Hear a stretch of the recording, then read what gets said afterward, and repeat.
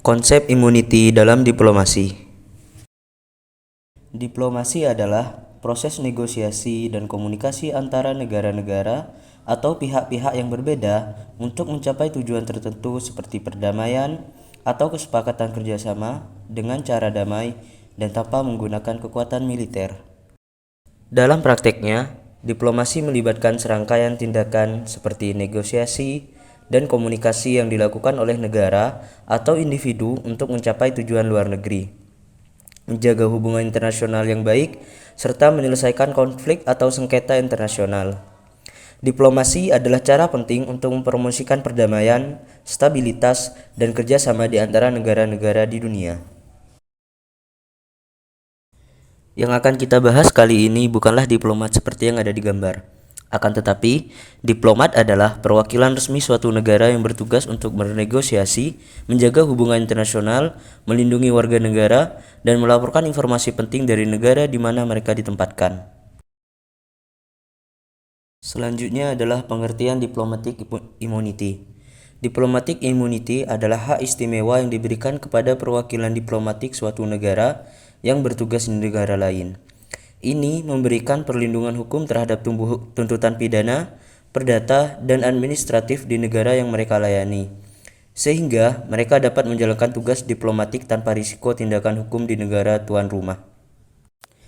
Pada tahun 1961, lebih dari 160 negara pada saat itu menyepakati sebuah perjanjian yang mengatur mengenai hubungan diplomatik antar negara, yaitu Vienna Convention on Diplomatic Relations 1961.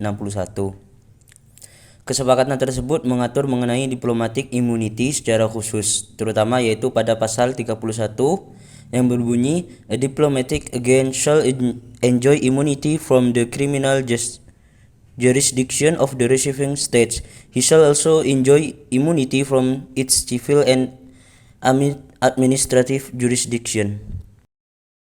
Pada tahun 1961, lebih dari 160 negara pada saat itu menyepakati sebuah perjanjian yang mengatur mengenai hubungan diplomatik antar negara, yaitu Vienna Convention on Diplomatic Relations 1961. Kesepakatan tersebut mengatur mengenai diplomatic immunity secara khusus, terutama yaitu pada pasal 31 yang berbunyi, "A diplomatic agent shall enjoy immunity from the criminal jurisdiction of the receiving states.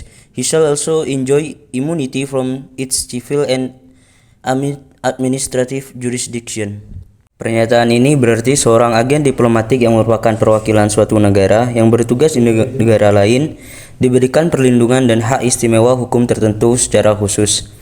Seorang agen diplomatik akan menikmati kekebalan dari yurisdiksi pidana negara menerima. Ini berarti bahwa seorang agen diplomatik tidak tunduk pada hukum pidana dan proses hukum dari negara yang dia layani.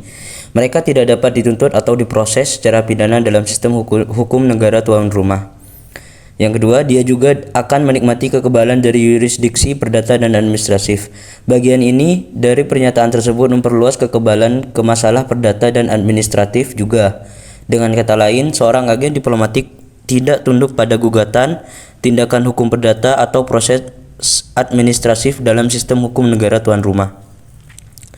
Kekebalan ini adalah bagian dari kerangka hukum yang mengatur hubungan diplomatik antara negara-negara dan dimaksudkan untuk memastikan bahwa agen diplomatik dapat menjalankan tugas mereka tanpa takut akan konsekuensi hukum di negara tuan rumah.